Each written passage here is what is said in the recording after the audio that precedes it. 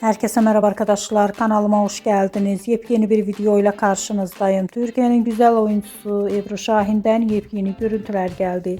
Ebru Şahin'in muhteşem görüntülerini sizler için YouTube kanalımda video halinde sunuyorum. Umarım beğenirsiniz. Arkadaşlar, videomu beğendiyseniz kanalımı izlemeyi ve bildirim butonuna basmayı unutmayın. Şimdilik benden bu kadar olsun. Yeni videomuzda görüşmek üzere. Hoşça kalın.